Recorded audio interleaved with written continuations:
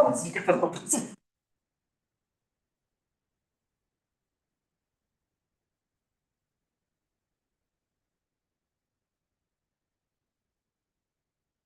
looks like we're good to go. Yeah. Hey, everybody. Thank you for being here. I'll call this meeting to order, and I'd like to start by acknowledging with gratitude that we live and work on traditional unceded territory of Squamish. These people have been stewards of these lands and waters surrounding Qualicum, Bowen Island. And welcome to the Bowen Island Municipality meeting of Monday, May 27th, 2024, and thank you for joining. I'm Andrew Leonard, the Mayor of Bowen Island Municipality and the chair of this meeting. I'd like to introduce, as I always do, the other elected members of our council here today. Starting on my left this time, we have Councillor John Saunders. To his right is Councillor Tim Wake. To his right is Councillor Alison Morse. To my far right is Councillor Sue Ellen Fast and Islands Trustee Sue Ellen Fast. And then to her left is Councillor and Islands Trustee Judy Getty. And joining us online today is Councillor Alex Ferguson. We are also joined by several members of our professional staff team here this afternoon, including our Chief Administrative Officer, Liam Edwards, our Corporate Officer, Sophie Insigna, as well as other members of our staff team who may be presenting reports and information here this afternoon. This meeting is being recorded, and when members of the public speak during the public comment and question and answer period of the meeting, your presence and voice will be included in the permanent recording, which is available at bowenislandmunicipality.ca, as well as live streaming YouTube channel where it will be kept for posterity. This council meeting is an official forum for the conducting of the business of local government.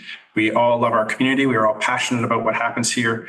I'd encourage everyone to maintain a constructive and respectful tone during the meeting and to direct comments and questions during the public comment and question and answer period of the meeting to myself.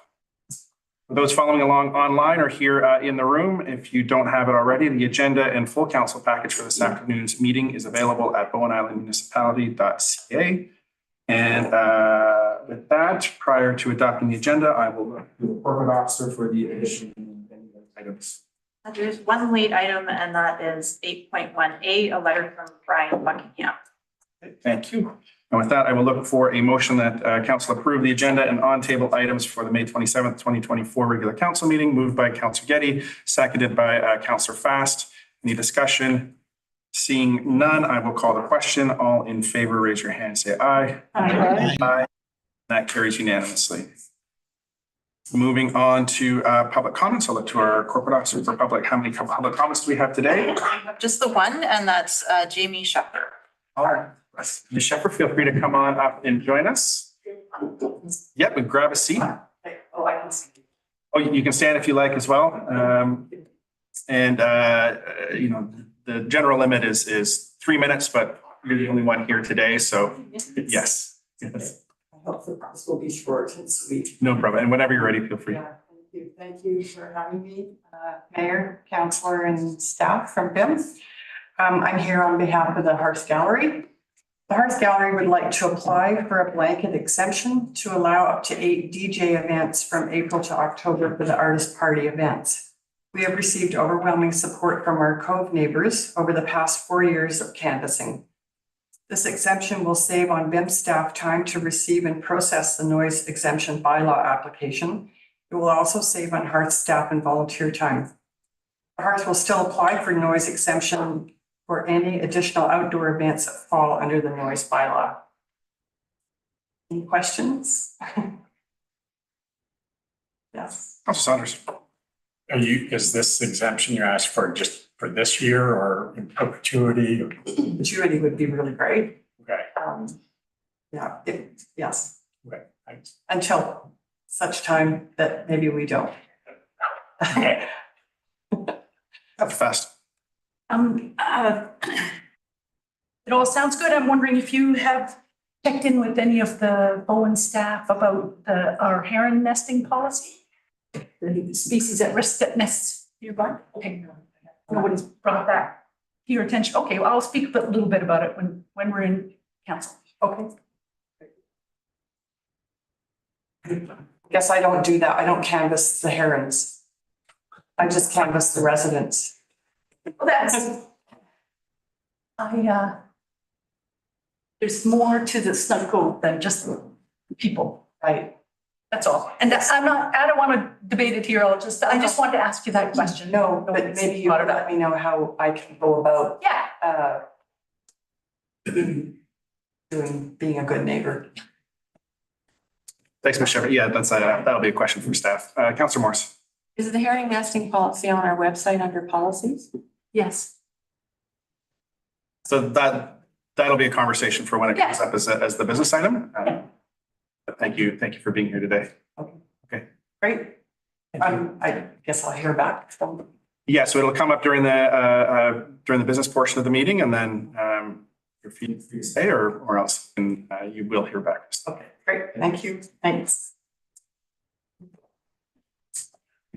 And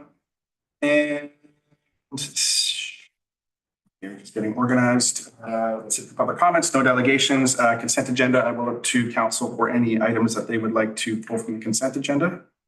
Councillor Morse. 4.5? Any other items to pull from the consent agenda? Councillor Getty? Sorry, 12.3 and 12.4.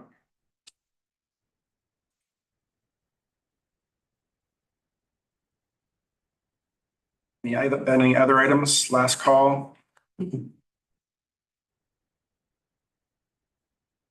Seeing none, I'll look for a motion to adopt the consent agenda.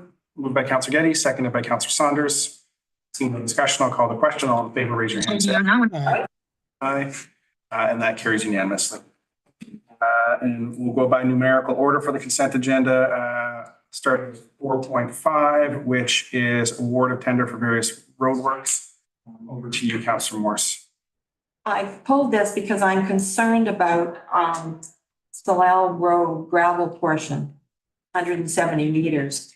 Money being spent on that and just how the criteria, why it is more serious than longer pieces of road on the island that are served by Salal Road, if my count is right, it's maybe serves 5 houses, that little piece of it. And if the culverts, I understand there's 2 culverts under there, that will also be replaced, but are those culverts in more serious need of replacing than other culverts on the island? And what is the criteria? And what is the risk if those culverts did fail, since there is another access to that road, those houses that are served? And it's just, there's other roads that are in as bad or worse shape that are the responsibility of the municipality, and they're serve way more traffic and way more houses. So that's my concern. So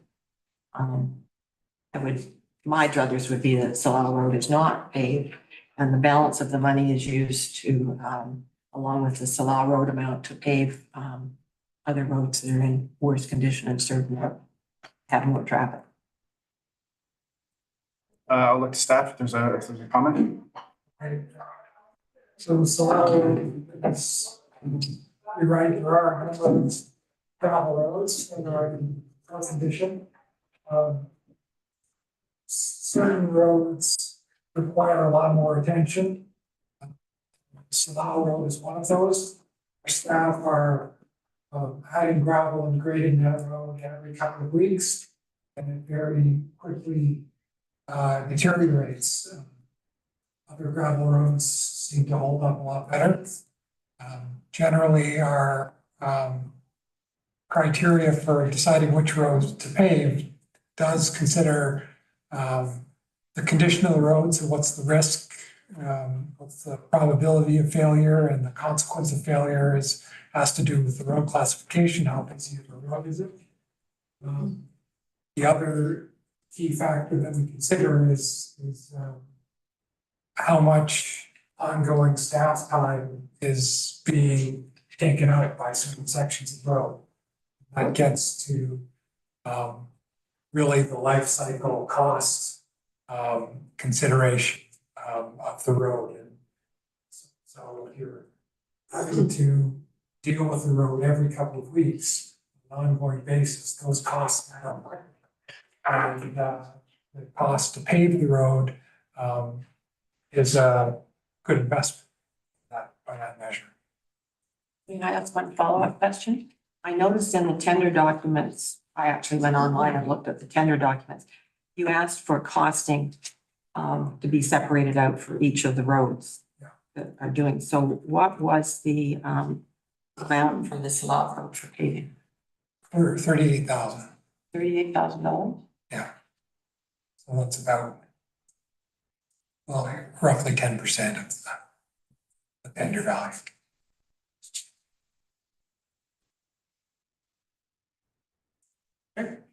So I'm looking for any other questions or comments? Was BA Blacktop the company that did so they did that strip in front of the library on the Trunk Road a couple of summers ago? Yes. And were we satisfied?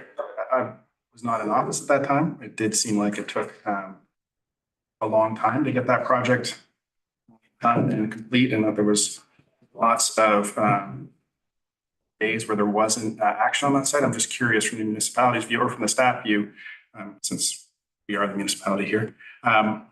Were we satisfied with that work and that timeline and how that contract was carried out and executed? It wasn't the greatest. We would have preferred to have more prompt service. It was during a time of year when there are less paving windows available. So they basically squeezed it in before the weather got too bad. But I guess we were moderately satisfied.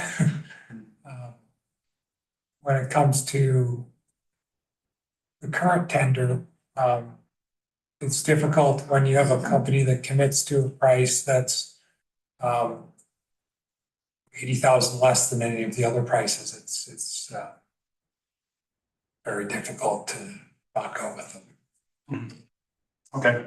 And is there, are there ways in our procurement processes or the ways in which we're chasing performance in these contracts to mitigate some of those delays that we saw in the previous contract? Well, we do have completion dates, early September completion dates for this paving work. Okay. We're tendering it a lot earlier in the year than we did last year. We were quite late getting our paving tender out last year. So that is a contractual requirement that we can hold them to. Thank you. I see Councillor Getty, Councillor Fast, followed by Councillor Morris. If I remember correctly, when they were paving in front of the library, that they ran into that old corroded, rusted culvert that went underneath what are now the offices, and nobody knew what the heck to do with that in terms of where it ended up. And so that ended that window, and then we had to try to reschedule to get them back to finish it. I think that was my recollection of the explanation for the long delay. Why it took the entire season as opposed to the original 2 weeks, I think, that was scheduled. It was, I mean, the project was driven by the pipe replacement that our staff. Oh, I thought it was multi-use for, Well, it and was, then it morphed into the culvert. They had a contract to complete the multi-use path. Yeah. And we had the roads collapsing along Trunk Road. Where it became apparent that we had to replace the entire storm sewer pipe along the north side of the road. So that was, that part of the project was driven by us and our staff that were doing that work. And then we had a. Other than those kinds of problems, their performance wasn't that bad. No, I mean, they did the paving in in colder weather. Sometimes quality isn't quite as good as if you're doing paving under optimal conditions. Having considered that, better expectations. Thank you. Councillor Fast, followed by Councillor Morris. I was just gonna say the same things as Judy. Yeah, it was more of the same questions. So the quality in the end product is fine. Yes. Yeah. Councillor Fast. I'd like to make the motion. Sure. I move that council award tender BIM IT 2023-150 for various roadworks to BA Blacktop Limited for an amount not to exceed $334,326.77, excluding GST. Moved by Councillor Fast, seconded by Councillor Getty. Any further Councillor Jorgensen. Nothing on this item. I actually just had a question that Councillor Morris already answered, but my hand hadn't been seen earlier, so I was just not sure if I was hidden on your screen or not. Okay, thank you. Problems. Calling the question, all in favor, raise your hand, say aye. Aye. Aye, and that carries. Or any opposed? Alex's hand is still up? Is your hand? Yeah, now it's down. Okay. Okay, so that carries unanimously. Moving on to item 12.3, a letter from MP Weiler regarding the Teachers Institute on Canadian Parliamentary Democracy. Over to you, Councillor Getty. So the letter it's a very interesting program, and it's a way of getting funding for teachers to go through this training program. And one of the things that keeps coming up in my mind is how we really need to have better and more time spent in terms of civic government. So I think it would be a really, really good program. And I don't know who our liaison is with Mr. Weiler, but the letter's dated May the 7th and the application deadline is May the 12th. So it would be really helpful if somebody could let him know that, I'm sure they understand the funding much earlier and we'd really like to participate, but it's just not enough time. I was going to send this around. I was trying to figure out who might be interested, and then I realized I think I was reading it on May the 27th. Or no, that's tomorrow, but whatever. Rarely do things happen in government in 5 days. Yeah. And with that, I'll look for a motion to receive. Moved by Councillor Getty, seconded by Councillor Wake. All in favor, raise your hand, say aye. Aye. Aye. And that carries unanimously. Moving on to items 12.4, there's an A, B, and C. Over to you, Councillor Getty. Okay, so the Islands Trust has just posted their update, a revision of their policy document.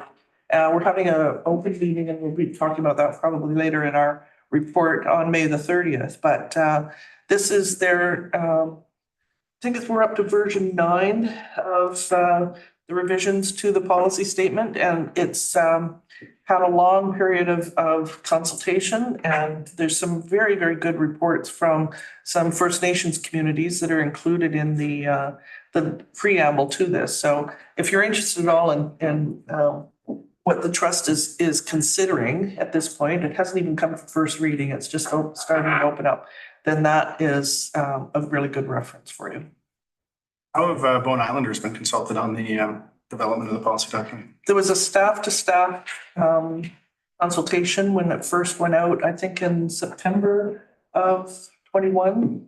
And our staff responded, and that I believe my understanding has been incorporated, whatever the comments were. So now it's coming into the public, and there's going to be discussion amongst the trustees in terms of whether or not we're satisfied that this go for first reading, and then we'll start having more input. Oh, okay, great. So the public's interested in participating in the development of the policy. Oh, yeah, all the way along. Yeah. Who wants to go Yeah, first? just to add to that, so there was quite a bit of engagement from the trust with Bowen Island residents, public and staff in the first go round of amending the policy, and but then there was a significant questions or concerns about the amendments, and then the election happened, and so that put the whole policy development on pause and slowed it down. And so since the election, we haven't really seen any of the actual amendments, but staff, myself and our planner have provided extensive comments back to the trust. And so we're keen to see what or how those may have been incorporated in the new version. And so we're now at that sort of new version stage. Yeah.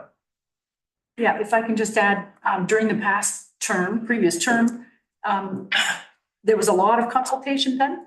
And way more than Metro Vancouver had done for their Metro 2050 in terms of the responses received. And Metro Vancouver called theirs really high levels. So you can imagine the quantity of input that the Islands Trust was receiving, not as much from Bowen. We had a whole bunch of opportunities for people to get involved, the Zooms and things like that, but also I remember one afternoon being down on the boardwalk for about 4 hours with the tent and everything, and I was having to fish people off the boardwalk. Come see what we're talking about. Oh, no, it's all fine. Anyway, I think it was September 23, I asked the planner about when the most recent staff-to-staff discussion had been, and it was just, I think, last year. But anyway, I can look that up, or Daniel can confirm that. But because it had come to the previous council as well, and there had been some comments that the previous council had made, so those had gone into the input, and staff were also checking to make sure that those had been incorporated or addressed somehow, considered.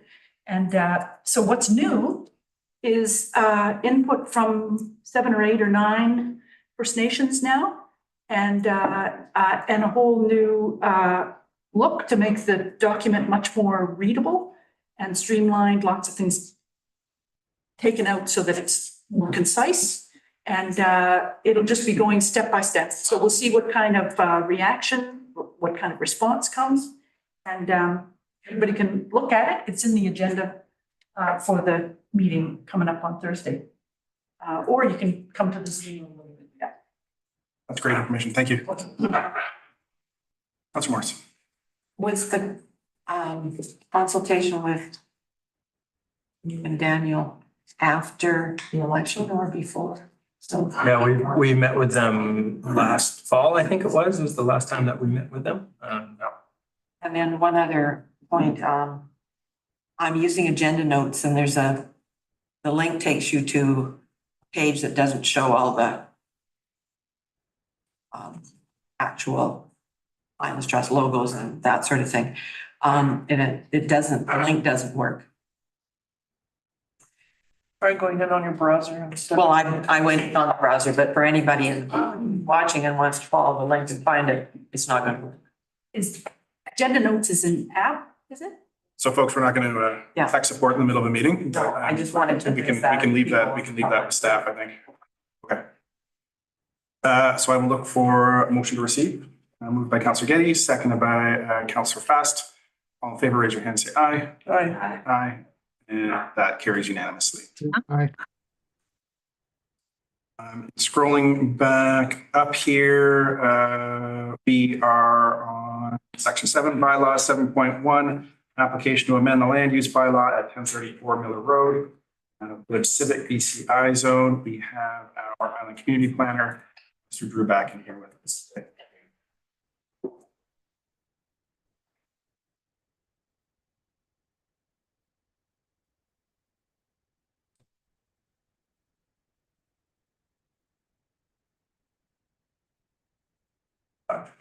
Thank you, Mayor and Council.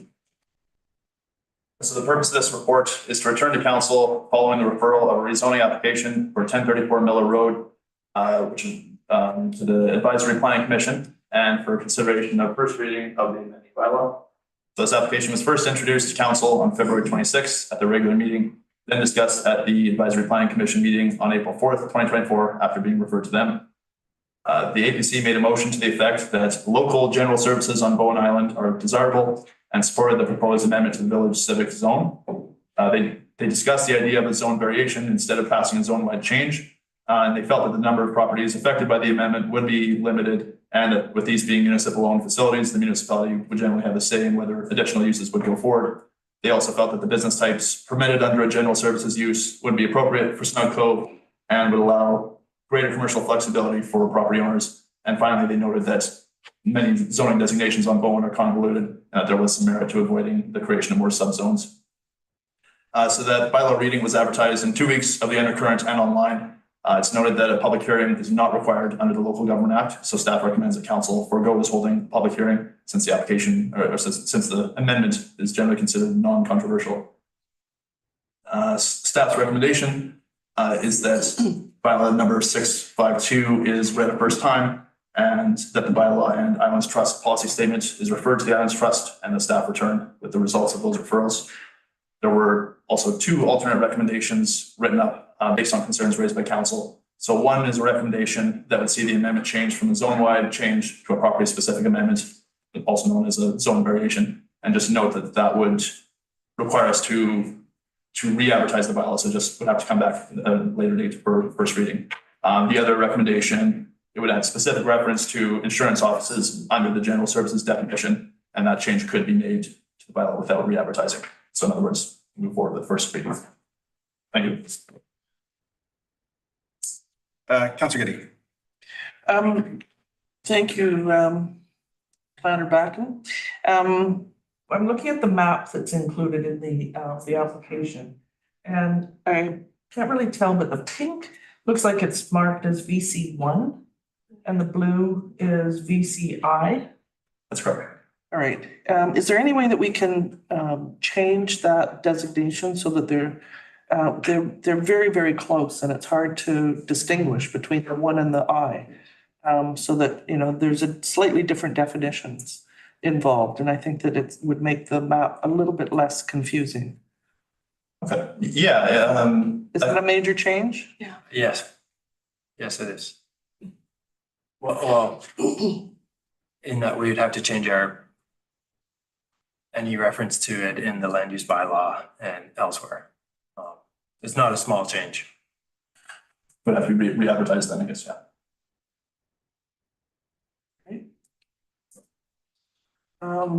Can it be done in terms of some sort of font so that it's maybe an italic small I as opposed to, or This is a small I there, and it's still it is? problematic. Pull it up on your screen. Okay. Yeah. Or all right. There's another zone, if you guys saw the blue, the over kind of into the National Center, into the exact name, National Center for the Blind, that's all zone or blue zoning, looks super similar to the VI, which is supposed to be village institutional. There's So I just- institutional, there's village civic, Yeah, which they're is all- CI. Yeah, and we're going to keep to the speakers list just for the sake of order. So I'm going to look to Councillor Getty still has the floor. All right, if I may, I had a slightly different second question. Yes, yep. When the just lost it, okay, where'd it go? On the chart in terms of principal uses, then general services would come in as one part of that list? That's right, yeah, under principal uses. Yeah. And for the record, it was my suggestion that the descriptions of general services that are under the heading proposed amendment, quote, general services means a use that provides, and I would assume that would be a reference somewhere in the bylaw. It starts to get pretty specific. So I thought that it would be helpful if we actually included insurance sales as part of the specificity. I'm sure that if there were other suggestions that came along to other properties that have the same zoning, additions or exceptions made, but I think at this point, what we're talking about is specifically for insurance services. So I would like that included. That would be my request to be considered. Councillor Fast. Thank you. I have no position on that second part. I'm just, as a member of the accessibility committee, I think that what we've just seen is a demonstration of an issue or a barrier where people are not being able to follow the report because of the I just think it could be labels could be used. And they could be outside of the image with arrows or something else, not for this one, but for ones in the future. And I'll bring this kind of issue to the accessibility committee and see whether there's a way to help everybody, including councillors, and everybody be able to distinguish. The colors could also be problematic. I'm looking at the green with the pink there for many people. So I'm just thinking maybe there's good practice in terms of labeling for accessibility or some other way to put something down the margin with arrows or something, but I'll take it to the accessibility committee unless you've already looking into it or something. But I also had difficulty with, I was looking at the CNAB property on the weekend as well, going, what? Oh, finally. Okay, thank you. Thank you, Councillor Fast. So it's just an action item thingy. I wouldn't mind just a point of clarification. Yep. Just asking for that. So is this in terms of just the map I'm providing on a report to be better labeled, or are we talking about kind of reworking the whole BOMAP system so that, you know, somebody going online, member of the public? Just when a report comes to council, that not even relabel, but just labels down the edge or points, Sure, little arrows pointing with font bigger sure. and clearer is what I'm thinking. That's all I'm suggesting. Just the removing accessibility barriers. All right. Councillor Jurgensen, followed by Councillor Morris.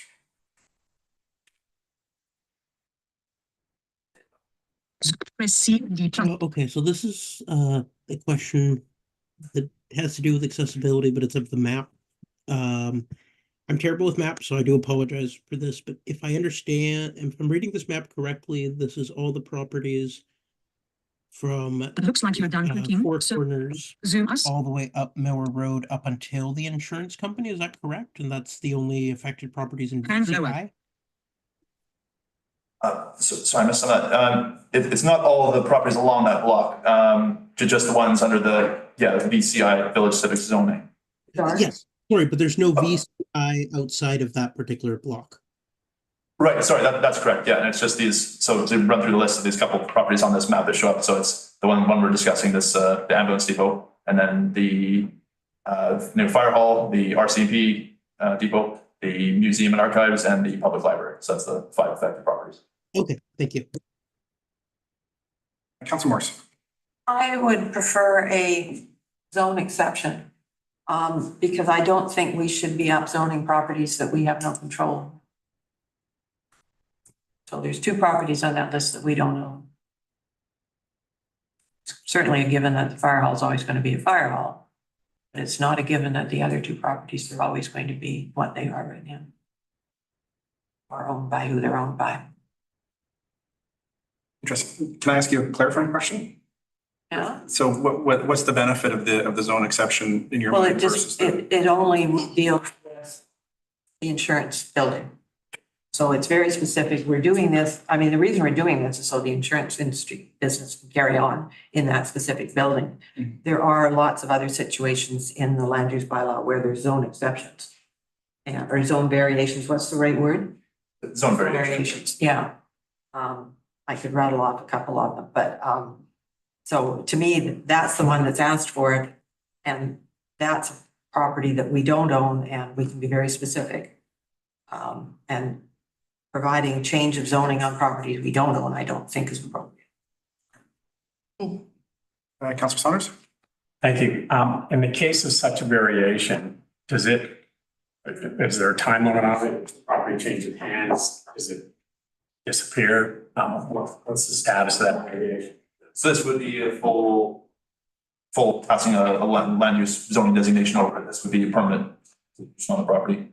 Even if it changes hands, this would be the designation that stays. And then, so just to follow up on Councillor Morris's. Pouring is loud. To follow up on Councillor Morris's point then.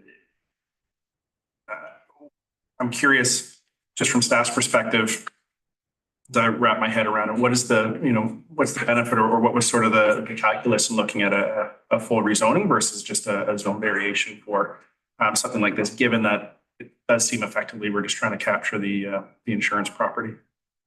Yeah, so in terms of rezoning, so there's all the existing zonings in the property already and all the, it's been built according to all those restrictions and everything. So we would definitely want to keep it, if we did go about a rezoning, we'd want to keep it almost 100% identical to that zone that's there. It would basically just be adding that general services use. So yeah, it seemed like the more straightforward way was just adding that use to the zone overall and of course, still considering what the impacts are. But yeah, it just seemed odd to create just almost a, 99% similar zone. Just seems like it starts creating a lot of zones and a lot of things to keep track of in the bylaw. Right, okay. So it's like just creating another exception that's like another post-it in the land use bylaw that says this specific lot has this specific exception. Exactly, yeah. Thank you. And just sort of adding an additional point, so there's the simplicity element of the zoning bylaw. And then I think what Councillor Morse may be also getting at is like the future use of the RCMP lots, and upzoning those now may have inconsequential impacts on us that may not be in our favor. And so Consequential. oh, sorry, consequential. Did I say inconsequential? So consequential impacts that would not be in our favor because the properties would have been upzoned. And so there may be benefits to keeping those properties zoned as they currently are. I believe that is along the lines of what Councillor Morris might be. Okay. Councillor Getty. So is there a distinction then if this is zone village civic, then that indicates that it has something to do with municipality. And all of the uses, the principal uses under that could be seen as municipal or delegated municipal activities. Right? So that general services are adding more of the accessory uses that are defined now into it's almost creating a commercial interest on some of these lots. Would that be fair? Yeah, I would agree. It's having some private commercial opportunities there. I see the distinction that so large is getting at. Oh. Okay, seeing no further question, Councillor Morse. Will refer this back to staff to amend the bylaw to make that a zone variation rather than a change in the definition of village civic. Going to let the corporate officer catch up in parsing that motion, and when she's ready with it, maybe I can have you read it back.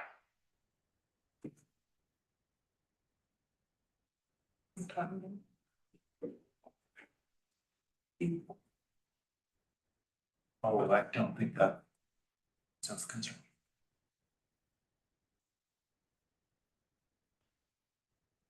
So the council will refer bylaw 652, 2024 back to staff to make amendments for its zone variation.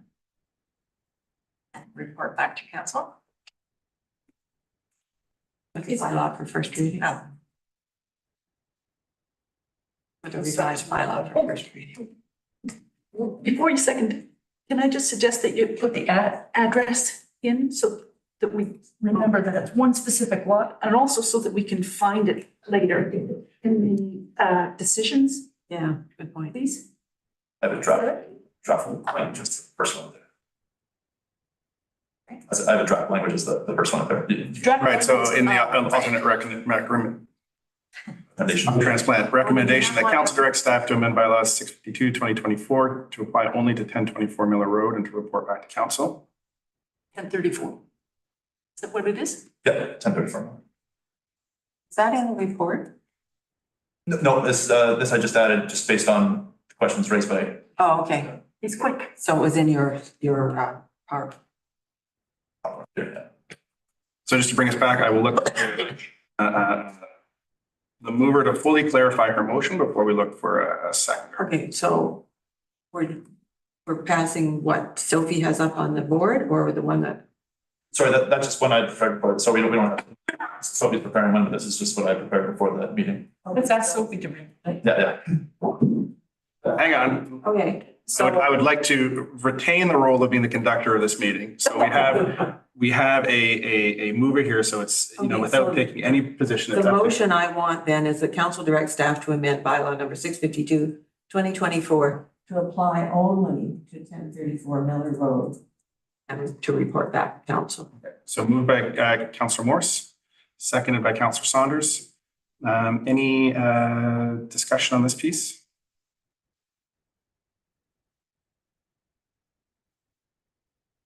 I'm looking at Councillor Getty still looks like she's parsing it out a little bit. So that covers part of what we've been discussing. Zone variation. You had a different motion in mind. Did you want to add to this or make it a separate motion? In which case you might want to do it first. No, so it can't be done first. We have a motion that's been moved and seconded on the floor. So the discussion debate is currently on this motion.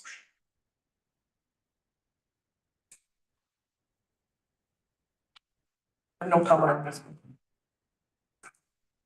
I don't have much of a comment on this one. I'm okay going either way. You know, I do note that the Advisory Planning Commission has discussed this, and they were in favor of the original recommendation. So I am somewhat. I just always wonder about, you know, overruling the will of our committees. And I see Councillor Morse with her hand in the air looking to make a comment. So I will. I went and watched the video. Right. And I was not clear enough at the meeting. And I don't think the planner necessarily understood my concern. And they did not talk about a zone variation. Well, they did talk about a zone variation, but they had none of the background that I've just presented and that the CAO has presented. Okay, thank you. Seeing no further hands up for discussion, I will call the question. All in favor that council direct staff to amend bylaw number 652, 2024 to apply to 1034 Miller Road and report back to council, raise your hand, say aye. Aye. Aye. And that carries unanimously. Okay, thank you. Councilor Getty. All right, so that would help with the distinction between village civic. Is that correct? And zoning variation. Okay, so then. I said, but I realized that I should not be the one saying, it would be the planner sitting at the opposite end of the. Okay, so the motion that was just passed deals with the designation under village civic, and it's dealing with that specific address. So that then takes out the two RCMP and the Library. no, the Museum of Archives. Right. Okay, so then will that have to go back to notification and comments from the public and have some sort of advertising? Okay, so then could we also change the numbering or the coloring or something to make the distinction a whole lot clearer between VCI and VC1 while we're doing the new notifications? If I'm understanding the question for clarity, it's just so in the reports, making it easier to distinguish Yes. what's what on the map when you're looking at it. Right. I think a staff would need to discuss that internally to better understand, because it's a variation on VCI. And so I don't know that we can just change. I think it's like All right, so making it like a larger font in the report. Oh, we can definitely change the report easily, yes. Yeah. Whether we're changing the actual zoning designation, I don't think so. No. Yeah. Just, Something that's visible. this is. Yes, all right. just it's not a renaming, it's just, Accessibility? yes, the All accessibility. right, and Yes. does it also, in terms of working specifically on that zoning, whatever that was called, and this one specific property, would that take into the consideration that we specify insurance sales? That's not currently included there. If you'd like to add that, yeah, I've drafted that. And, but it would distinguish potentially between the commercial and the civic. Sorry, what do you mean by that? The list of general services is that we're adding as principal use, all of them appear to be commercial of one sort or another, right? As opposed to civic, which was the original intention of the village civic. Right. Right. Okay, so yeah, the general services, yeah, everything under that definition would be. So would the zoning variation then be separate from village civic and something like village services? The way the variation set up is it's like a bracket A underneath this zone, so it takes that same name of the zone and just, so it'll be a VCI bracket A, Okay. that kind of thing. It'll definitely fall under that same zone in terms of language. Yes, Councilor Mercer. So, and I think the zone variation can be very specific to just add insurance agency services, That's right. insurance services. It doesn't have to say general services. I guess we'd want to, I guess we'd want to set, like, we've proposed it to add general services use, so. I was hoping you would be more specific with zone variation to just insurance services when I made that motion. Okay. We could, yeah, we'd have to add that as a, like, that's not currently its own definition under the bylaws, we'd have to add that as a use. Could add definition for insurance. We don't have banking and other things as insurance uses as definition. Right, these fall under this general services. No, but the bylaw defines general services to include banking services, da. So can't we just say in the zone variation to allow insurance services? Yeah, we could, yeah. That's it. Well, Yeah. specific. Playing tennis here, back to Councilor Getty. So I'm not gonna make another motion. I'm satisfied that that staff have been listening to this general conversation, get the gist of what we're concerned about, and I'll wait for their updated report. I think that makes sense. If I hear around the table, the feedback seems relatively similar in that if we're pursuing a zone variation instead of more of a blanket zoning, that the desire is to make it as highly specific as possible when it returns to council. Seeing some nods around the table. Makes sense?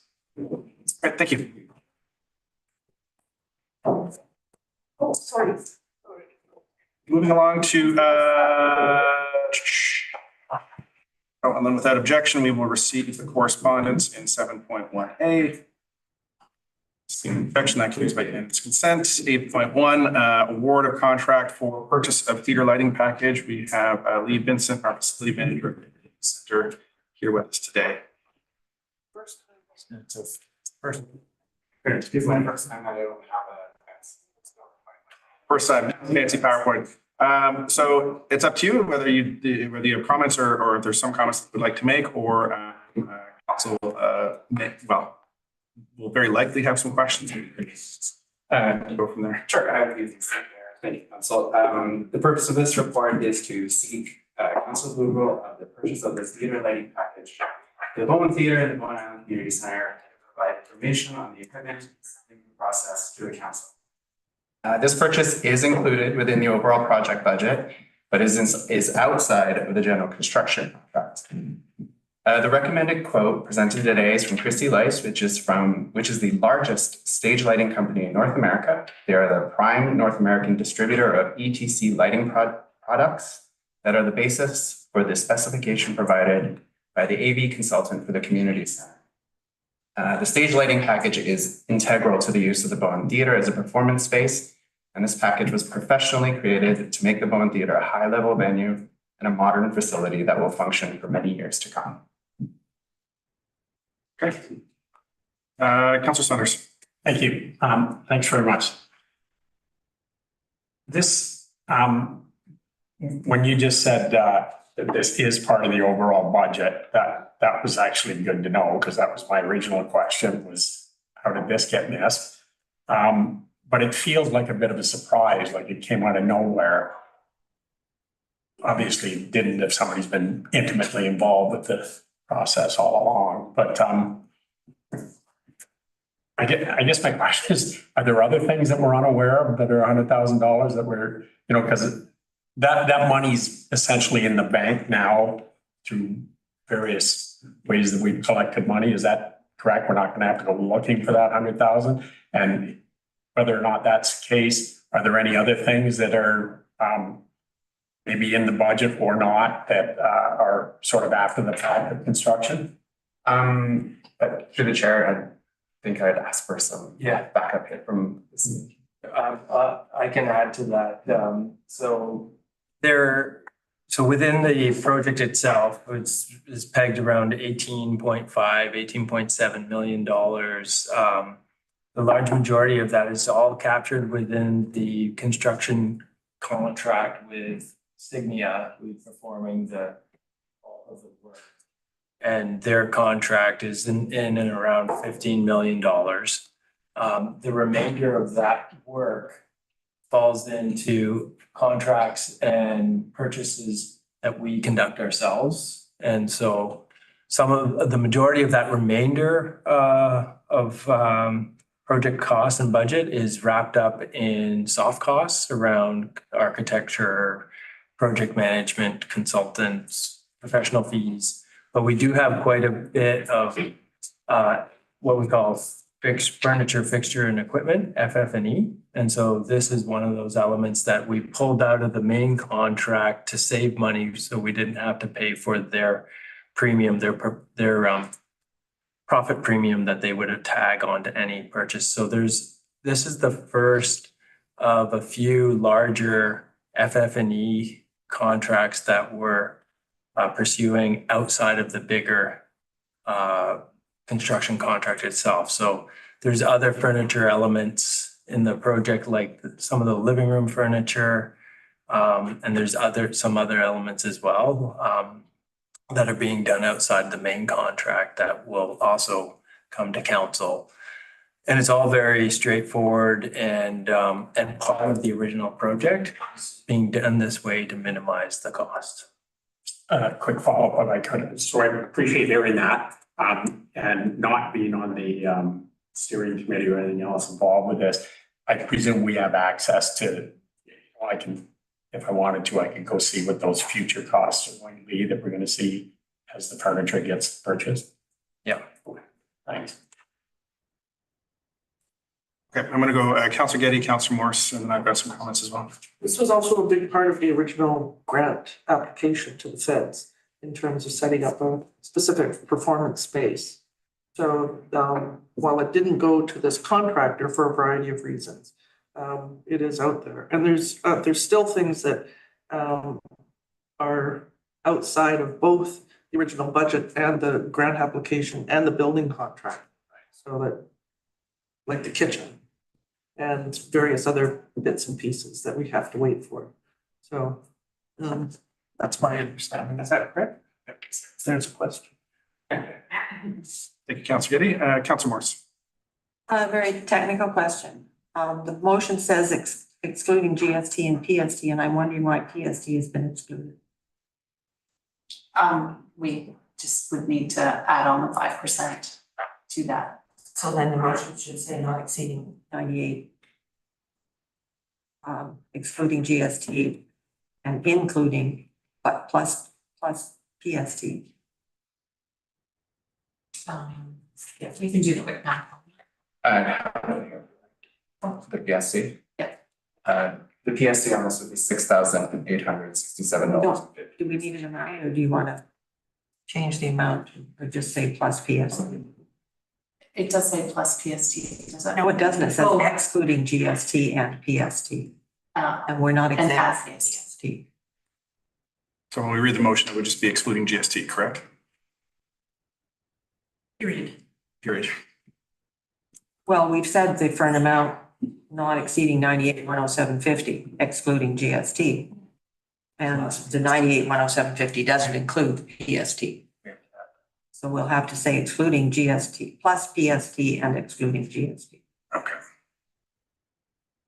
My apologies. Or change the number, one or the other. That's okay. Councillor Fast, I'll keep my comments to the end. Thanks. I'm just really happy to see this. It looks great. I love industry standard and I love the way that the technology's been improving. And so we're going with the something that can be improving along the way.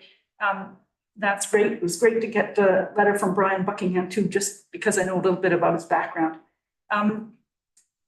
My question is about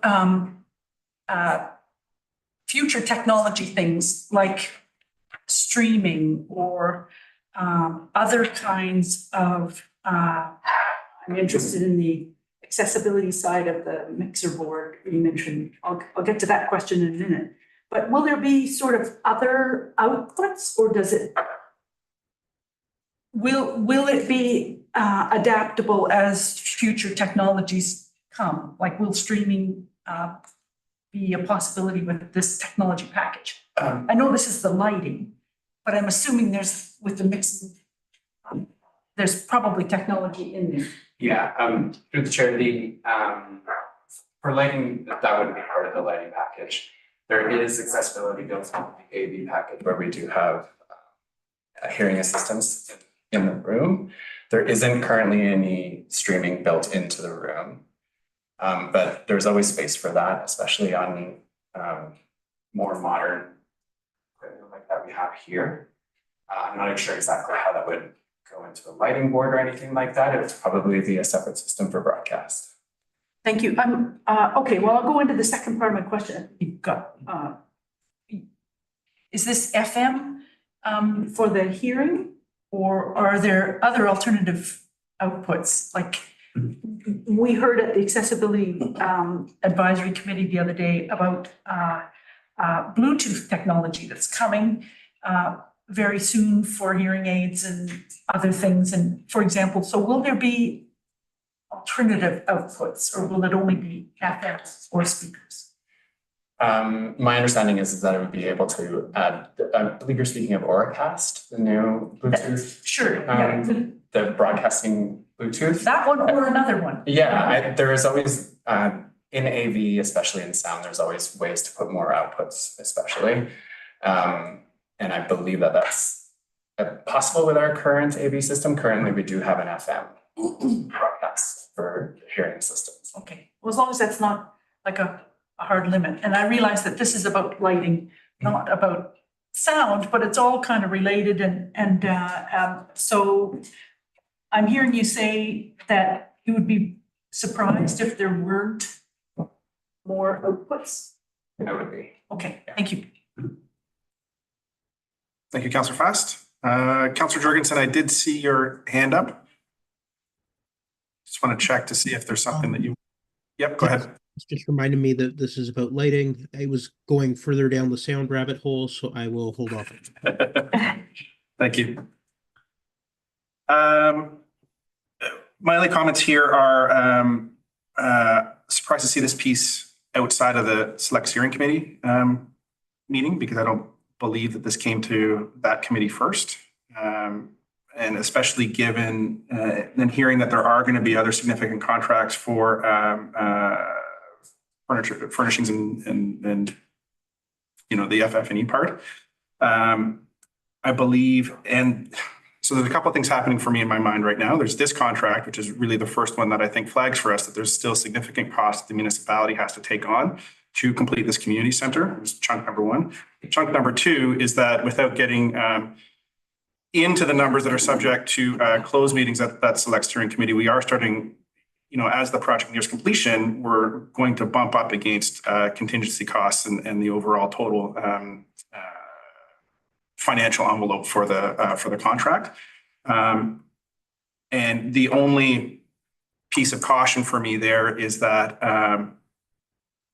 if we're awarding these contracts and we're still, you know, we've been paying consultant fees, we've been paying lots of things for longer than we should have, which is eating into our contingency as well. That I'd like to have at that next committee meeting some sense of what is left to come in those contracts, so that we can measure it against the amount of runway that we have left.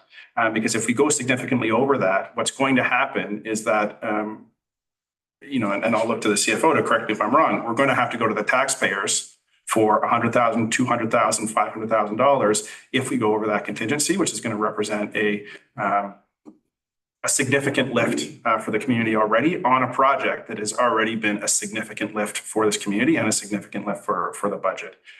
So that's my only word of caution at this point, is that this for me is the first flag that there's still six-figure items that need to be accounted for in this budget. And I would like to, at the next Select Steering Committee meeting, get a sense of what is left that we need to pay for, so that there's not like a surprise of like, oh no, it's $200,000 or $75,000, because it can add up.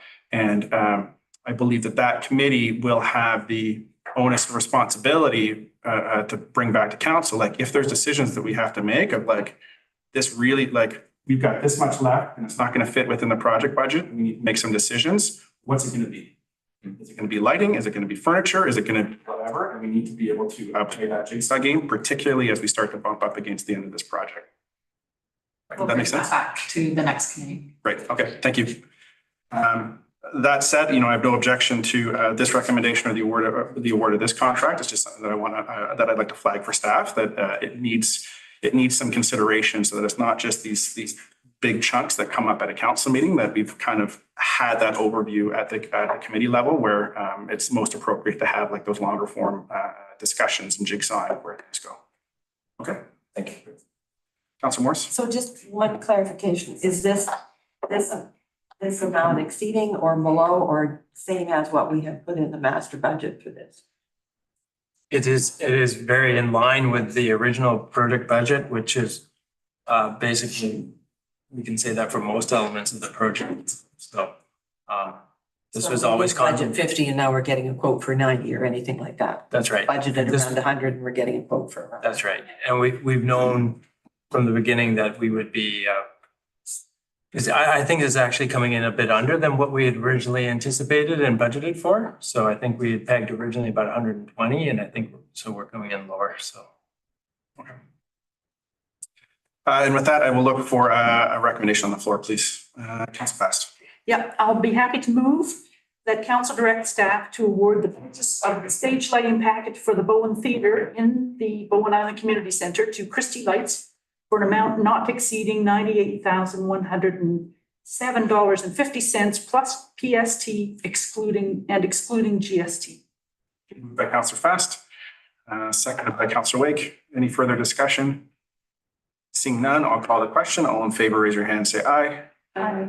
Aye. Any opposed? And that carries unanimously. And just a final comment on this based on some What comments. did Alex say? I think he was just voting in favor. There you go now, right? Yes, okay. Thank you.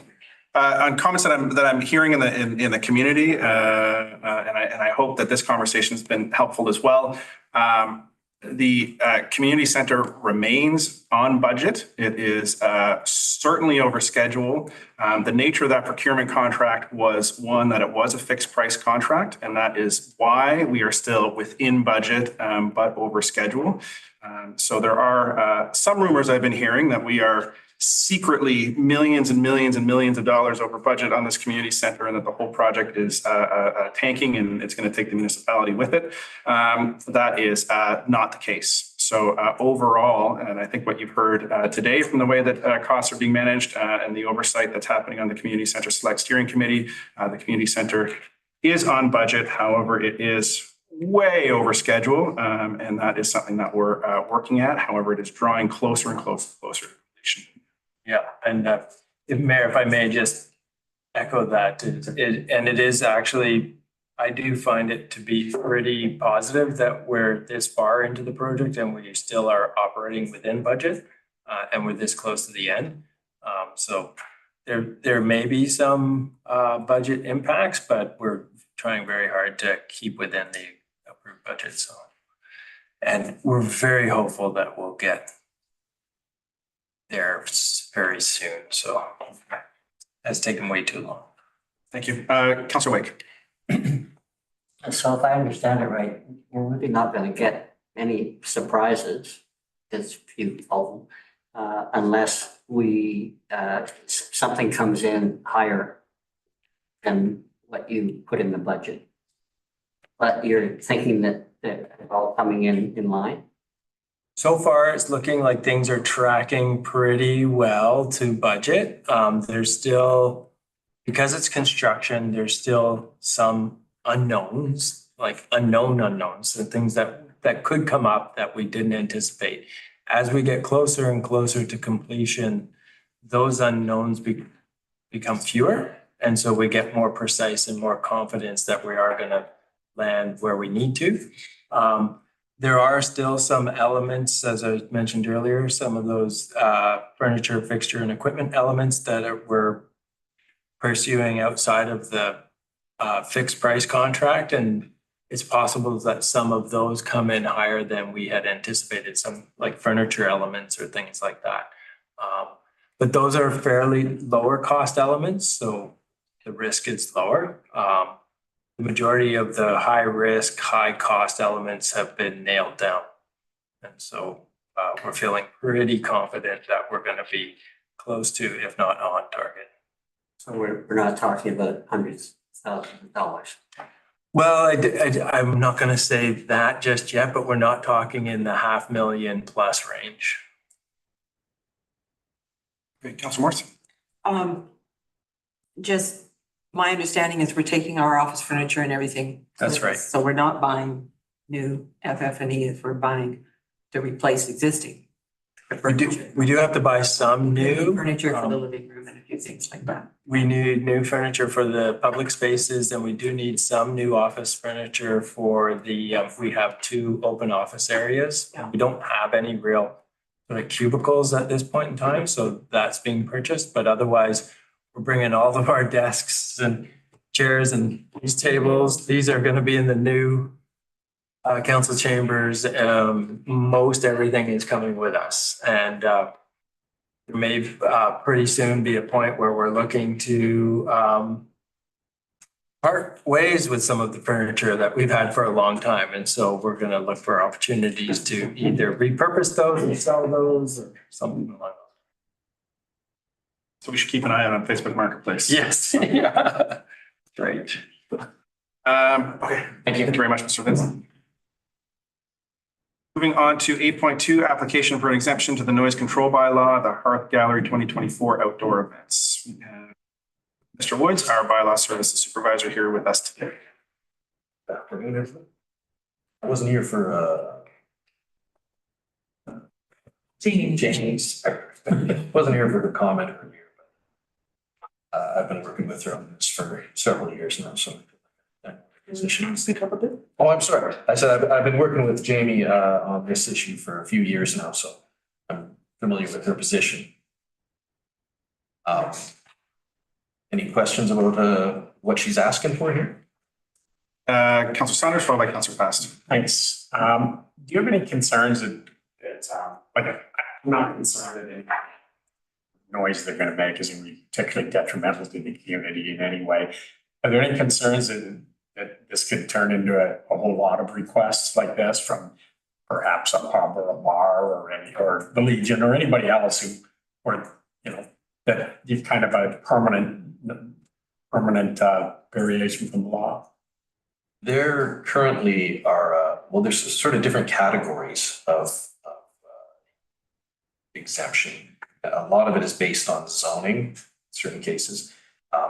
There's a category that we call non-residential properties, and that includes things like the pubs, entertainment-based things. They have a specific set of criteria that they operate within. They can have bands until one, you know, this kind of stuff. I don't anticipate a lot. I mean, in the last 4 years, I haven't had anyone ask if they could have a special dispensation. Recently, there was the yacht club asked for the round Bowen race. Years. And I thought that one made good sense based on its community value, et cetera. And it's just a coincidence that this one kind of follows on that. In this case, this is something Jamie was asking for from the very beginning when we first started considering the idea. This was probably 4 years ago when we first asked her to canvass the neighborhood for these. It came out of COVID. She was starting to have events outside rather than inside. So we asked that she canvass the neighborhood. Even at that point, she was like, how about you guys just say I can just have events all summer long? How's that sound? And I wanted to see how it would go. So we did go for the last few years. She's been going out and canvassing, you know, not a ton of houses because it doesn't really affect that many private properties where she's located. So she's been doing that, and we've never had a complaint about any of those events. Okay. The only reason it's coming, I mean, honestly, in that situation, because it's the Hearth Gallery and it's part of the library property, that's considered to be a public event on public property. If she were having that event and it was ending at 6 p.m., she can make noise up to 3 hours amplified, 10 a.m. to 6 p.m., no longer than 3 hours in that window, and not require any permit, any exemption. She's just automatically exempt by being a public event, a public property. But because the events she's proposing usually go to about 8:30, that's why it has to come before you guys. But like I say, my experience has been, there's never been a single complaint about anything she's put on, whether it be art openings or whether it be cultural events in the Eagle stage. There's been a variety of things she's done. Councillor Pass, followed by Councillor Moose. Thank you. When Jamie presented briefly in public comments, I asked her if she had, if she was aware of the Bowen's heron nesting policy. And she wasn't, she didn't, what she said was she didn't know anything about it. And yet, the nest site that's right beside the library has been, up until the last few years, the core nesting habitat for this listed species on Bowen. So it has, it was active, for example, established nests like with eggs actually in them, 15 out of the past 26 years. And now the past few years, as we know, are high construction time down in the cove, both starting with the library annex. So since 2001 was the last year that the heron nests were active. And last year was the first year when we couldn't actually see a heron nest in the tree. So I think with our adopted heron nesting policy, the objective of which is to facilitate adherence to provincial and federal laws pertaining to the great blue heron, it's a listed species at risk, and providing guidance to people doing things. Some of the problems that come with disturbing nesting herons come with noises, amplified noises. Herons have been choosing to nest down there beside the library and on Snug Point, other areas in the lagoon area, in park, right? It's regional park. So I just was going to suggest that we, and I totally get it about the idea of not having to go through all the work, both of bylaw staff and volunteers and neighbors and everybody. But I was going to suggest making it an annual or biannual kind of check-in with council so we can see how it's all going. And I flagged with our manager of environment parks back there who manages the heron policy, that I was going to be speaking about this here because I don't think that's part of your work. And Jamie would have come after the herons had been nesting there, but they could easily return. And if they do, they could come in anywhere between February and April, at the end of April. And then it could suddenly be a species at risk, disturbing a species at risk. For example, this specifically herons is against the International Treaty on Migratory Birds. So, you know, there are rules around them, and I don't think the municipality wants to get into the situation of conflicting with its own policy. And I just thought we could move it into the check-in once a year. I'm not sure when exactly the best time would be. Perhaps Carla's got some ideas about that. Maybe because I don't know how the bookings of these events go and that kind of thing, but a blanket exemption where it says in the motion just going forward, and Jamie's asked for a blanket objection. I'm not in favor of that, and I would change the words going forward at the end of the recommendation to be for 2024. If I was moving this motion, but I'll let other people speak, or if staff have anything they want to clarify if I've said something wrong. Yeah, go ahead. So when she's been canvassing the last few years, that's been canvassing not for a single event, but for a slate of events that goes from May to September. And that's, she actually has done that for this year as well.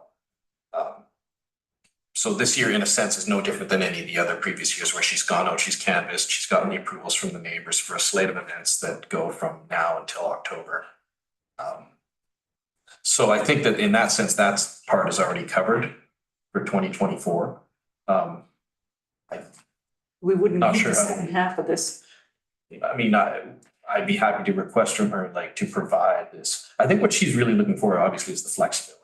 That's her main thing. She, you know, even being asked to provide a slate of events that are known going, you know, she wants the freedom to be able to say, oh, I've got an opportunity to do a thing here on a week or two's notice and then plug it in. That all sounds fine. I don't have a problem with that, except when it might conflict with the round Bowen race or something like that. Except that what happens early in the season, in most years in the Cove, going by the past 25 years, is that the herons return in February, start standing in the rain near the nests and on the nesting trees.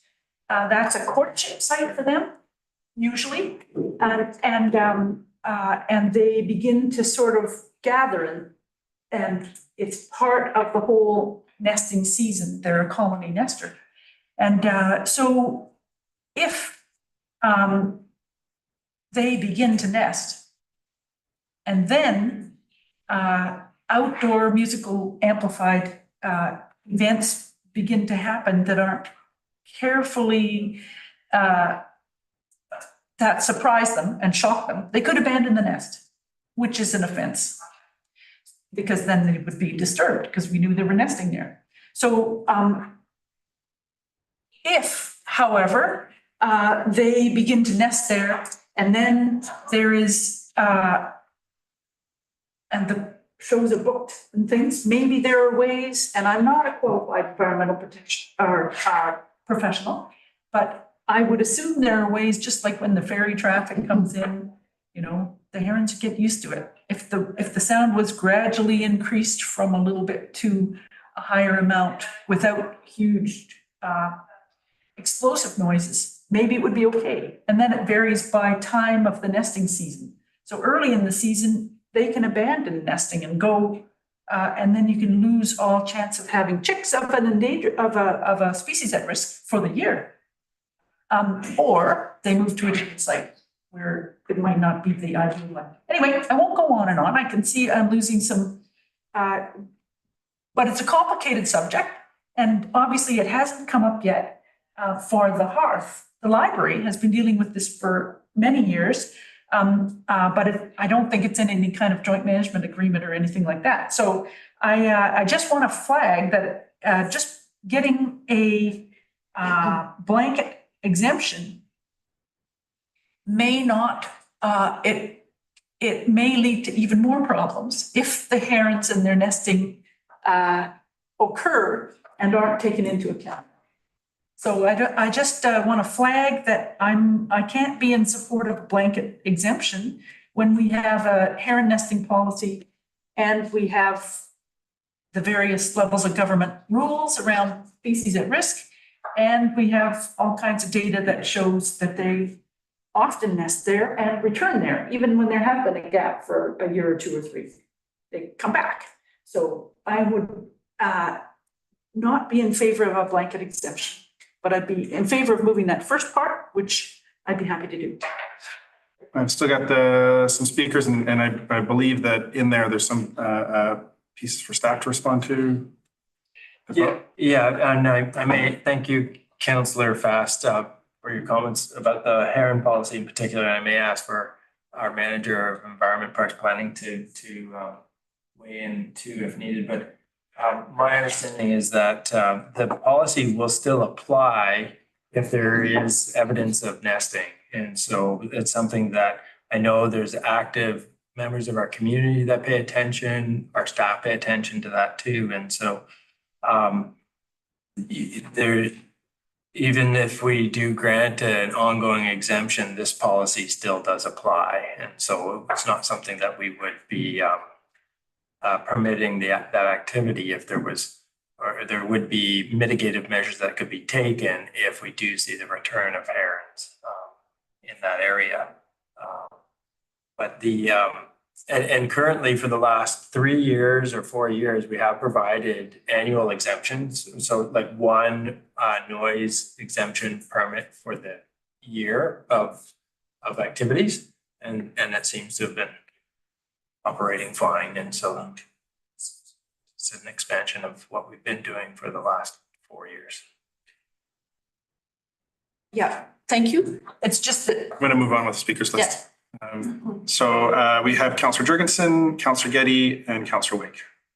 Councillor Morris.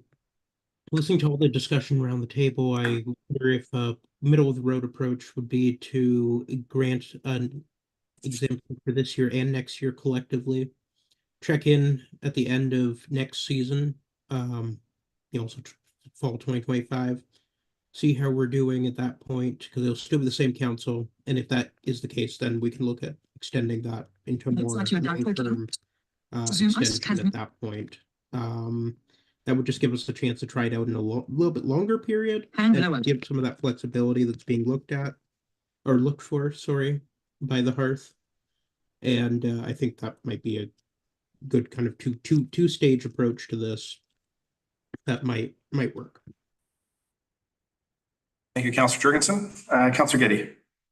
I just looked up the policy for heron nesting, and there's very specific dates. So the most sensitive period is between February 1st and March the 15th, which is well before any of the noise exemption dates that are on this one. But there's a continuation of that. That's when the nests are the courtship and the nest building and the laying of eggs and early incubation. And then when the chicks are in the nest, it extends until July the 31st, which is the first 3 of the events that are mentioned in the noise bylaw. So it seems to me that we're going to know whether or not the herons are back and whether the nests are being built by something around March the 15th, according to these dates. We're not talking about trees coming down for any of this, so the third part of the bylaw doesn't apply, but it seems to me that we could possibly amend the recommendation to somehow include a review of the application for whatever the summer's plans are for art gallery openings, which is typically what these are events are. And if by March the 15th, it looks like we've got a heron nest, then we've got to some wiggle room in terms of deciding what is planned in terms of outdoor DJ amplified music. When the recommendation comes, I think it should be amended to include that. Thank you, Councillor Getty. Councillor Wake. I'm just wondering if an easier way to deal with this, because what you're suggesting would still mean having to have a list beforehand. And what would happen if there was, an event that was a week or two's notice? Couldn't we just amend this to say, subject to the heron policy? And that way we wouldn't have to do the review until there was actually a perceived violation. Thank you, Councillor Wake. Councillor Morris. Just 2 questions. I'm wondering if we need to be specific in the resolution, May to September in there. So that in this, the one for this year, so that they don't go past September. And my other concern, I guess, is her list has said to 8:30, but is there anything, if she wasn't saying to 8:30, when would the noise bylaw, how long can she go? That would be up to, If we gave this blanket exemption, which doesn't say anything about hours? there's a couple of things. That would be up to the canvassing portion. She would have to get approval from the neighbors for any end time that she wanted for a specific event. And then that would also have to go before you guys to approve as well. But we're giving her an exemption to the noise control bylaw for a series of events. So are we giving her just for the series of events she's applied for? We're doing both. So that there's sort of two separate but related. Yeah, for this year. This year, She's limited she's to the got- number she's got on the Yeah, list. that's my And then understanding, eliminate is that 30. that's what we're doing, but then going forward for next year, she'd like to have a little more flexibility. So going forward, she does say from May to September, so that solves that problem. And approximately 8, but there's nothing in there that says they've got to end by 8:30. Well, we can make that a stipulation. And I'm thinking It's never gone later than that. No, but that doesn't mean they have some big gala party or something and they want to be outside till 10 o'clock at night on a nice warm June evening or something. It's not June yet, it's only May.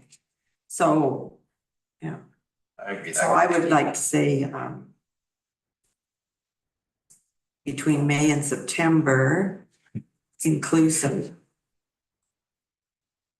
no later than 8:30 PM. Mhm. That Maybe just also- fits. So we can look at that at the time of the recommendations made. Counselor Saunders. Thanks. Given what the CAO had to say, that the policy still applies and could interrupt any of these events. And given the potential solution offered by Councillor Wake, I'm inclined to lean that way. It's like, we can have this exemption and we can still control it as necessary based on the policy. Thank you, Counselor Saunders. So I believe everybody's had the opportunity to speak.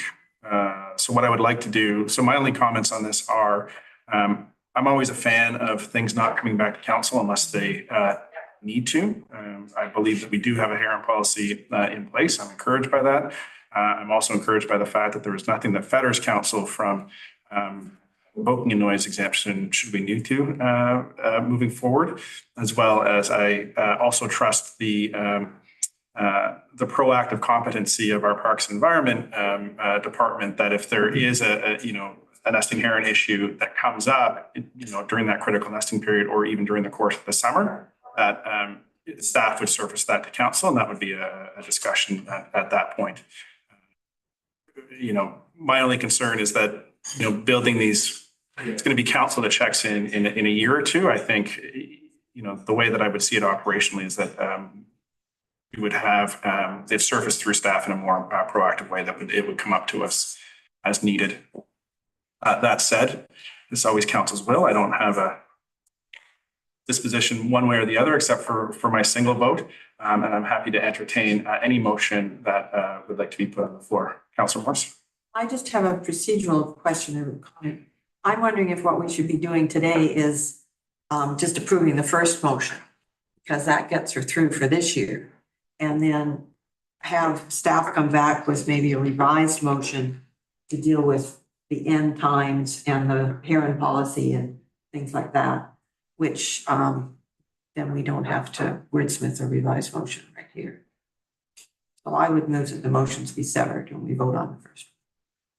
Okay, so in order for a motion to be severed, it needs to be put on the floor first. I move the council approve the application made by the Hearst Executive Director, Jamie Sheffer, for an exemption to noise control bylaw number 108, 2004, for a series of events to be held at 430 Bone Island Trunk Road from May to September 2024. So that's been moved, seconded by Councilor Fast. Can I just note Alex's hand has been up for a bit? Yes, but that was covered by everybody had the opportunity to speak at length, and we've done that. So we're putting a recommendation on the floor, and then there'll be an opportunity to debate recommendations. Thank you. So it's been moved, it's been seconded. Any discussion on this first motion? Seeing none, I'll call the question. All in favor, raise your hand, say aye. Aye. And that carries unanimously. And then is there a desire to move the second motion? Councilor Getty? I move that council approve the request made by the Hearst Executive Director, Stefan, that the Hearst outdoor noise event scheduled between May and September, inclusive, approximately 8 DJ events, be exempt from noise bylaw exemption permit requirements going forward, subject to the heron nesting policy. Second. Moved by Councilor Getty, seconded by, pardon me, Councilor Saunders. Any further discussion on this item? I Councilor would Morse, followed like by to move Councilor that Best. we defer this to the next council meeting, as it is not time urgent and we are running behind schedule now. And I've got several other amendments I would make to this motion before. Okay, so move to postpone. Seconded by Councilor Fast. Any discussion on a motion to postpone? Seeing none, I'll call the question on the motion to postpone. All in favor, raise your hand, say aye. All opposed, raise your hand, say nay. Nay. Nay. So that motion is defeated with Councilor Saunders, Councilor Wade, Councilor Getty, and Mayor Leonard in opposition. So we are back to the main motion. We get Councilor Jurgensen's vote on that. I didn't hear the vote, but the voting is closed, and without a strong one way or the other, that is taken to be in favor. Favor. Yeah, so in favor. Councilor Morse. So I would like to move an amendment to the motion Okay, that the outside events, that the events end no later than 8:30 PM. okay. And is that tacked on to the end? Yeah. And just for clarity, once that amendment is recorded by the corporate officer, I'll have it read out just for clarity, and then we can look for a seconder if so desires. So with the entire motion with the amendment? Yes, so the proposed motion to amend in its entirety. So the proposed motion to amend was, I added ending no later than 8:30 PM after DJ events. And then the entire motion with amendment would be that council approve the request made by the Hearst Executive Director, Jamie Sheffer, that the Hearst outdoor events scheduled between May and September inclusive, approximately 8 DJ events ending no later than 8:30 PM, be exempt from the noise bylaw exemption permit requirements going forward, subject to the Heron policy 1620. So that would be the motion as read as amended. Is there a seconder for that amendment? Seconded by Councilor Getty. Any discussion on the amendment? Councilor Jurgensen. I'm a little concerned about the wording where it says approximately 8 DJ events ending no later than 8 PM because of the term approximately. Could mean that it could end, later than 8:30, that they're just guessing that 8:30 is the time. I would prefer that the wording regarding the ending time be put as a stipulation at the end of the motion, where it talks about subject to the heron nesting policy and an event end time no later than 8:30 PM. So a motion to amend the amendment where it moves from saying inclusive, in brackets approximately 8 DJ events, close brackets, be exempt from noise exemption permit requirements going forward, and then the end of the motion would read. Subject to the Heron policy 1620 and an event end time no later than 8:30 PM. Is there a seconder for that amendment to the amendment? I'll take that as a friendly amendment to my amendment. It does need to be seconded by Councilor Fast. Any discussion? Seeing none, I'll call the question. All in favor, raise your hand, say aye. Aye. That carries unanimously. Now we're back to the amendment. So we're up a level. So I'll call the question on the amendment, given that that just went by unanimous consent. All in favor, raise your hand, say aye. Aye. Aye. And then, this is fun. This brings us back to the main motion as amended. Any further discussion on the main motion? Councilor Wake? It just seems to be overkill when I think about the events that happen at the Bowfest Field. And, I could hear, I've never heard any noise from events at the gallery. Okay, Councilor Wake has the floor. That's the comment. Seeing no further discussion, I will call the question on the main motion. All in favor, raise your hand, say aye.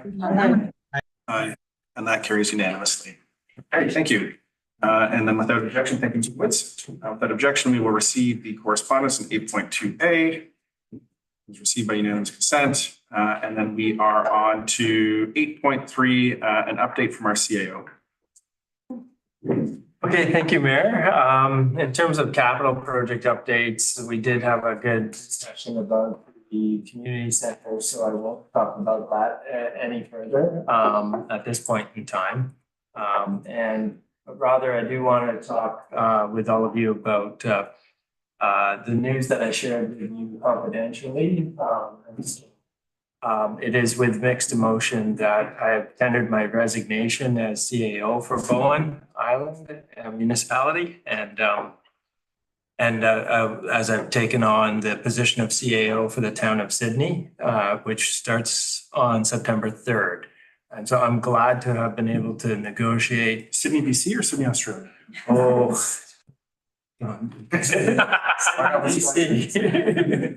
Australia, wouldn't that be fun? So I'm glad to have been able to secure a September start date so that I can stay on board here for at least 3 more months to try to help out as I may with the recruitment process, and also to try to bring some of the projects I've been working on to completion. And I'm very excited about the possibility of bringing that community center project to completion before I actually leave. So it was a difficult decision. It wasn't easy, but it ultimately the best decision for myself and my family. I'll be closer to my wife's aging parents who are in Oak Bay, and so I think that'll be a good thing for us. So. But difficult to leave this team, to leave this council and this island. And so I do want to thank everybody for all the great work and support that I've had in my time here. But I still do have a couple more months. So I just wanted to share that publicly with folks. Thank you. And, of course, we always support and I will always support the decisions of staff members who choose to pursue their own goals, and definitely support folks who choose to do what's best for their family and their life goals. And just thank you for your valuable advice and assistance and professional background in assisting this new council as we got up and running. It's been invaluable as we've gotten our feet under ourselves over this last year and a half. So just your compassionate and team-centered focus in leading the staff team here and taking over the staff team, I think it was much needed. So we wish you the best. We wish your family the best. And we know that moving is stressful, so I hope that goes well, and that is it comes with the least amount of stress possible, given that you're going into summer. Thank you. And so then, Councillor Getty. I think that if we do manage to get the community center open before you leave, that's going to be an even better party in terms of, celebrating your success and your ongoing, work. I hope you're not going into the same kind of situation where you need to focus so highly on team building, but there you go. Sydney's a great spot. Thank you. Some updates on Metro Vancouver business. There are not many. There are a couple of meetings coming up this week. So there's a Metro Vancouver board meeting, both a special and a regular meeting. There's interesting piece of process going on at the Metro Vancouver level where given the challenges that they are experiencing on the North Shore with their wastewater treatment plant, there was a long discussion on what the financing model should look like for that treatment plant across various service areas, which is interesting to watch, given that we have some of those same conversations about how to finance local infrastructure across our own service areas. And then who should pay for what and how much, and what is the responsibility of the whole entity to pay versus individual neighborhoods. So it's never a fun time in local government right now to deal with these infrastructure issues, but it's also heartening to see that it doesn't matter how big or small we are dealing with similar constraints and similar resource issues, especially in this challenging construction environment. TransLink, I did have the opportunity to attend a transportation forum on behalf of TransLink last week that was hosted by the Greater Vancouver Board of Trade. Not a lot of takeaways there, beyond some lofty goals around electrification and around moving people. The chair of the Mayor's Council, Mayor Brad West, spoke on a panel continuing to urge the provincial and federal governments, and in particular the federal government, to step in and help with funding transit in the region, given that some of the growth pressures in the region are a direct result of population growth. Minister Fleming spoke at length, along with his counterpart, the Secretary of Transportation from Washington State was there as well. Interesting to note that Washington State, spoke about their ferries, but Minister Fleming made no mention of ferries at all in his speech. So we know that ferries continue to be a challenge. We know that in the last couple of weeks, we have seen ferries be a challenge here. And my urging both out in public, on social media, and here is that the municipality continues to do as much work as it possibly can to mitigate the impact of ferries. We know that we've invested in upgrading those ferry lanes. Just I think just a term or two ago, that was done. We're looking to hire more ferry marshals. We know that there are significant stresses in weekends. However, my encouragement is that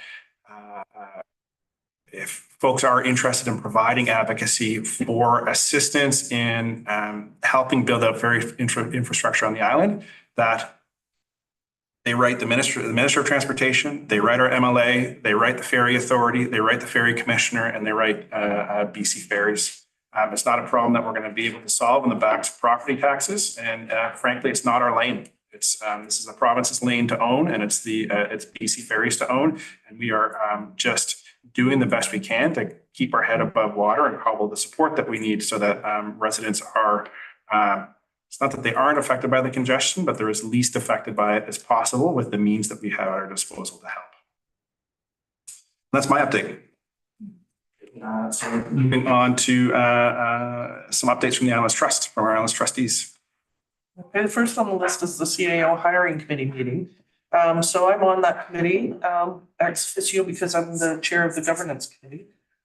Most of it's been closed meetings because it's all about hiring and all of the details around that. But we've just come out of close to announce that we have a successful bidder on a consultant firm that is going to help with the search for candidates. So I'm up to date on the process. We're going to be talking about that more in our later meetings. And so I don't know that we are in the position of having to follow the same process, but that has taken us 4.5 months. So we're now at we've been given 6 months notice by the trust CAO, and we're 4.5 months into just signing a contract with the recruiter. So it's a bit of a process. We've also figured out, subject to council's agreement, an interim solution because it's unlikely that we're going to have the recruiting process finished by June the 30th. So that is going to be coming up, I think, at the tail end of our committee of the whole meeting. And then, it's a very, very interesting process. So we're, you can tailcoat a little bit maybe in terms of that experience, but that's moving along. And the hiring committee is meeting every 2 weeks for 2 hours, and it's a good working group, and we're accomplishing much. So I don't think this municipality has the same kinds of problems and complexities, so that it's going to be a little bit easier for us. But it is a process. Thank you. And I'll just fill in a few things from meetings I've been involved in. We had a trust programs committee last week where we endorsed the charters for living in the trust area. When people move to a property in the Islands Trust area, anywhere, a big enough property that we know that we can find out about from titles, land titles. We put a mailing in, our Islands Trust staff put a mailing to them to let them know that they're moving into a special area where we're inviting their stewardship on their lands. So that mailing goes out, 4 webinars next year. This year, they were the couple on groundwater and one on wildfire so far. Anyway, and we're looking ahead to next year's budget, and I won't go into that stuff. And then just to let you know, for Trust Council is coming up in June, 3rd week of June, Harbor House Hotel, thank you, in Ganges in Salt Spring Island. The agenda isn't out yet, but everybody's welcome to know about that, and we'll be talking about some of these things. So May the 30th is the committee of the whole, and I expect there'll be conversation about that. Also at Trust Council. And then on 12.4, you might be interested in some stats that are down there in the last one about the city around the new software. They're going on online applications and things, but the stats point out what a different creature the Islands Trust is. So there were over 50 rezonings over the past 5 years, for example. They deal with a lot of development applications as part of their preserve and protect mandate. So there's some stats and numbers of permits and things, applications. And Islands Trust Conservancy is looking for a new board member. So if anybody would like to volunteer for that position, the information is at the Islands Trust website, or people can let me know. But if you want to sit as a board member on Conservancy with over 100 protected places. Thank you. Thank you.